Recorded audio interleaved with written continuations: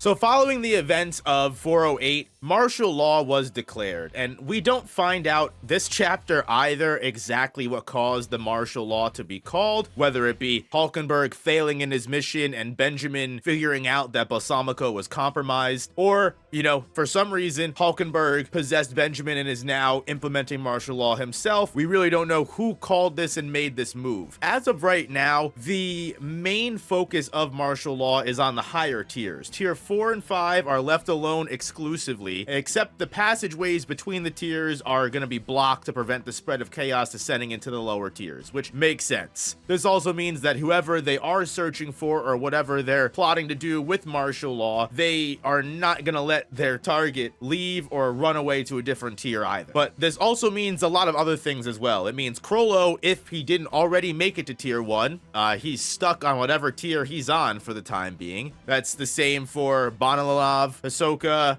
Heinrich, Finks, Phaeton, and potentially Nobunaga might just be trapped in between tiers. According to the different announcements, Tier 3 is commanded to sit facing the wall on their knees with their hands up until they're found by soldiers and given further instructions. And according to Borksen, those soldiers are trained not to hesitate to kill anybody that doesn't comply with 100% accuracy. Imagine you're just chilling on a nice cruise and it's martial law, and all of a sudden, if you're not up against the wall or some soldier bursts down your door and you're not ready for it, you're just gonna die on contact. It's the Kaken Empire doesn't fuck around. Borksen also confirms that martial law is structured not to announce instructions for the higher tiers and the floor they're currently on, which makes sense. If you're gonna give different instructions to other tiers like tier 2 or tier 1, as we find out some of the other tiers do have more laxer restrictions during martial law, you don't want the other tiers that are getting it worse to find out about it. Big Brain, Borksen, determines that based off when the announcements end, she can determine what tier of the Black Whale that their hideout is on. Because if she doesn't hear from tier 2, then they're clearly on tier 3. If she doesn't hear tier 1's announcement, then they're on tier 2, and yada yada. Now, the announcement for tier 2 plays right after that, and again, you can see that there is a little bit more leniency on tier 2. They let everybody walk back to their rooms peacefully, and then they can sit at a table before their privacy is breached and being searched at gunpoint. Yeah, a little bit better, still insane. Borksen attempts to continue the negotiation game regardless of Morena and Haley clearly being caught off guard by all of this. Morena's so thrown off that she wasn't even paying attention to Borksen at first, and she was either distracted or just processing the situation entirely. Either way, they were not expecting this at all. Morena's like, wow, that proves your resolve and how you handle pressure. And I mean, honestly, for a personal guard to a prince, for a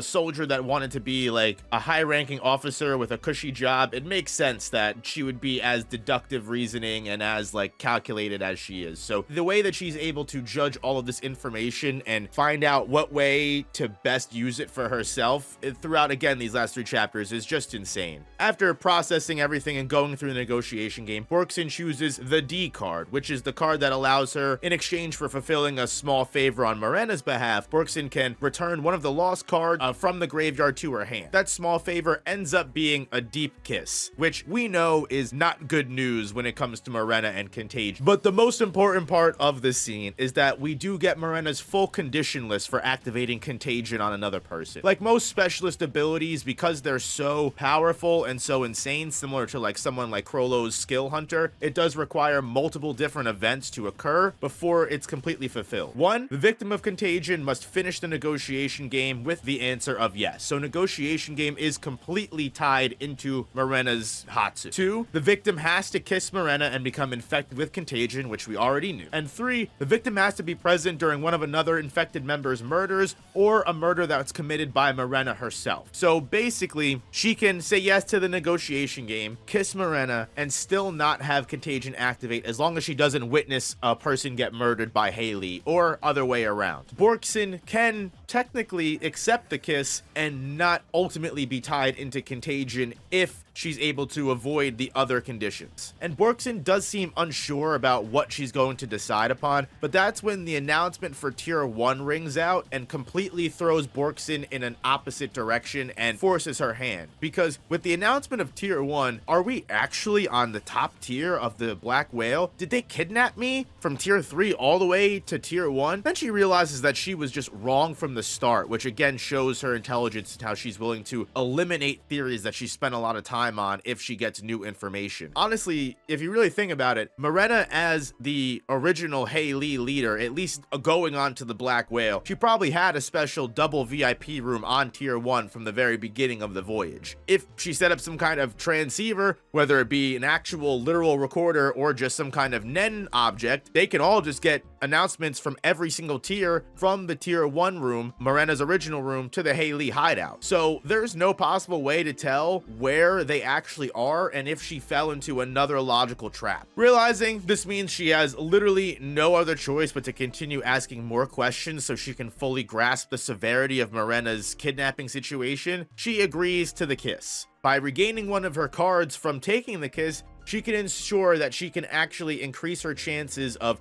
not picking no and making sure the game goes longer so she can ask more questions. Also, just a note, Tier 1's instructions are to return to their rooms and await soldier inspection, and then after that inspection, the Black Whale guarantees to release martial law in Tier 1 and allow all previous freedoms before it was declared. Could mean multiple different things. 1, martial law was declared specifically due to something that actually occurred at Hulkenberg funeral as it was going between Tier 3 and 2, and some kind of problem broke out or something or another. Or, again, we have the even worse option, which is Benjamin or Hulkenberg, whoever is in control of the First Prince's body, is going to use these inspections as a chance to slowly pick off the remaining princes of the Succession War one by one. Again, this is made a lot easier if Benjamin's personal guard are potentially the ones that will be performing the inspections on Tier 1. Not only will that result in the deaths of a lot of the weaker princes, it could potentially just result in all-out chaos if you disturb some of the stronger princes. Like, again, imagine if Tserriednich is interrupted in his Nen training by some of Benjamin's guards and finds out that they're just slaughtering everyone. He may spring into action. And again, that's not even considering that could it all just be some other third thing. I mean, it could literally just be Occam's razor that they don't want to impede upon the first tier as much as the other tiers. Borksen takes back the X card from her graveyard, which is the card that allows her to remove herself and invalidate the game entirely without dying. Here is when things do get a little weird and a lot of different speculation can begin, because from this point on, Borksen does act very suspicious around her cards and also moves them around and messes with them in weird ticks or different actions. And before Haley goes to shuffle Borksen's 3 cards, she declares she wants to look at the face down cards and make sure they weren't switched while her and Morena were making out. Morena does get a little offended, using the example of a partner asking to check their significant other's phone. Even though there should be nothing to hide, it's still an invasion of privacy, and if anything, just proves the partner does not trust their significant other in general. Borksen deadass just doesn't care about offending Morena and is more than happy to do so.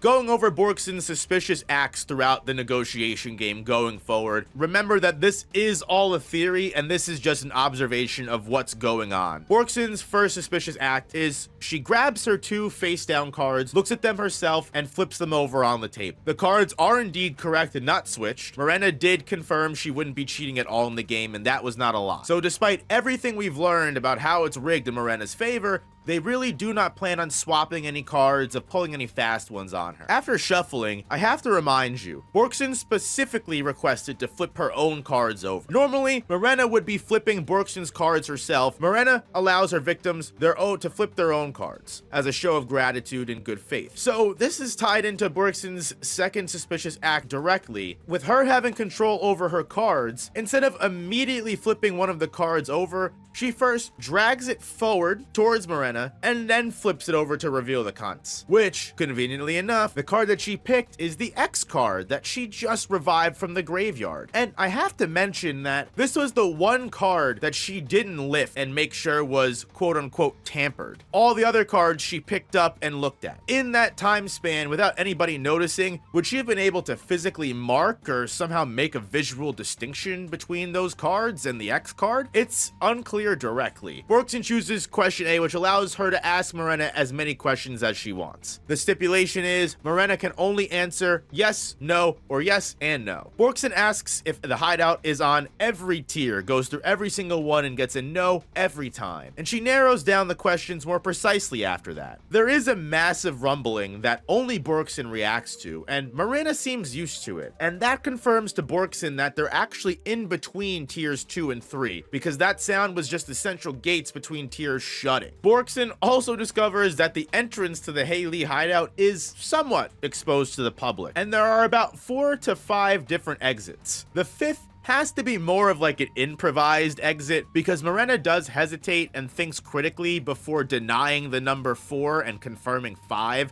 I and Borksen have to assume that this is because Morena is genuinely trying to be truthful and has to like assess the environment around her and be like, you know, technically that is an exit. With knowledge that Morena is stressing herself to actually be as truthful as possible, Borksen gains a level of resolve that wasn't really present before. She drills Morena down for an unknown period of time, asking her every single question that could possibly come to mind, and help Borksen gain an informational edge over the Haley, such as confirming Morena only has 21 members in her gang, and knowing there can only be 22 members of Contagion, which means Borksen is definitely the final piece to Morena's puzzle. She also gets their full and direct roster of Nen users, confirming Morena is one, the only specialist besides Borksen, and things like how many enhancers they have, how many transmuters they have, all of that down to the exact number, vowing to drain Morena of every last drop of information and use this info, as well as everything that Borksen can learn about Nen, vows, limitations, contracts, and conditions, to somehow manufacture a way that Haley will not only be able to not touch her, the people that matter to her as well. Now, if you go all the way back to chapter 394, Borksen was the one of her group that came up with the plan that if Tserriednich's personal friends are kidnapped at all, no negotiation, no rescue. All contact drops if one of these friends are kidnapped by Morena. Knowing how dangerous Nen abilities could be to the fourth prince, the last thing they want is for one of these closest guards to be turned against the fourth prince with some kind of hypnosis ability. It could throw everything that they've been working for into chaos, which is why basically now that Borksen's been kidnapped, she's gonna be deemed a threat by her friends, even if she does escape Morena's grasp and invalidate the game. So if she declines to join, she dies. If she invalidates the game, she becomes ostracized from her friends, and now with martial law active, if she goes down to tier 3 or tier 2, she could most likely just be shot on sight for not complying with instructions. Best case scenario, she gets trapped between tiers until martial law is over. So it really leaves Borksen only one option in this negotiation, and after gaining as much knowledge as she possibly can, she asks one final question of Morena, and she asks it like multiple times because she really doesn't want to do what she has to do, it seems, and she's really seeing if anything can change Morena's mind at all. If there's any way whatsoever Morena could change her mind on destroying humanity. Morena says no. Even if Borksen tried to change Kakin from within, Morena wouldn't change. Even if the sky fell and something no one could ever expect happened, Morena wouldn't change. Even if there was some actual light at the end of the tunnel and compromise between Morena and Kakin was actually possible and they gave her everything that she could ever want from them, Morena still wouldn't change her mind. And thus begins the final act of the negotiation game. Whatever card Borksen flips will be how she proceeds to end this game. And her options are the R card, which lets Borksen choose really whatever answer she wants, or the no, which ends up with Borksen for sure dying. As she slides the card she intends to discard over towards Morena, even though Morena asks Borksen to do this, I can't discount the chance of Borksen still manipulating the cards in some way, shape, or form. The third and final suspicious act, right after Borksen wins, surprise, surprise, she pulls that R card. Out of excitement, she says, Borksen crumples up and ruins the R card by squeezing it tightly. And now,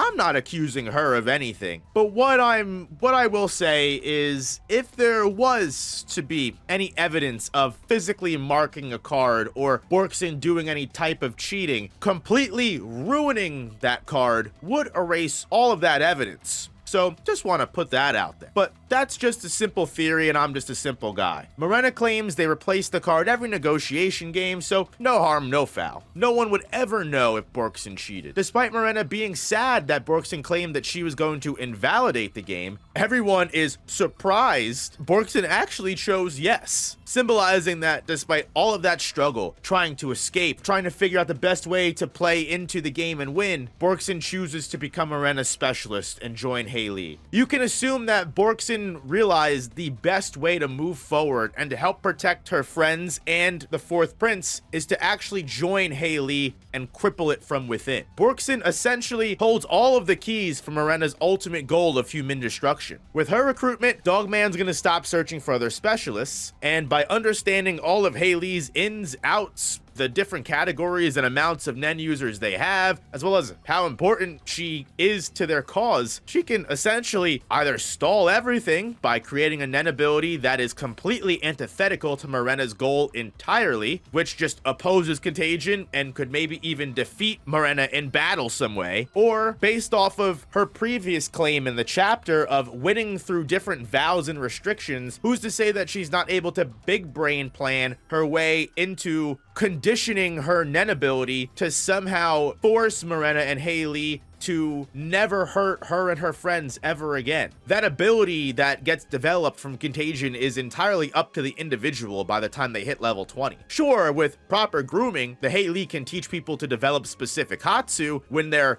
fully resolved to follow whatever Morena needs, but if we consider Borksen's strong will and wit, she could potentially find a way to just make an ability that just ruins Morena entirely. Again, last chapter, Borksen admitted even though she's hated people enough to not want them around anymore, her solution was never to kill that person. All she wants is to live a simple and quiet life, even if that mediocre life was in an authoritarian dictatorship with low living conditions. So if the only way to get back to that life is to dedicate herself to stopping Morena any way possible, hoping that somewhere along the way Borksen can change Morena's mind, and at the very least, maybe Borksen has finally found that person that she's willing to kill someone over to save her mediocre life. The Haley plotline has just thickened to a level that we definitely didn't see coming at all. And I'm interested to see this smart, strong-willed, very capable girl learn Nen and potentially thwart all of Morena's plans. And the final puzzle piece, the one piece that Morena needed, ended up being her undoing all along. And I think that's beautiful writing.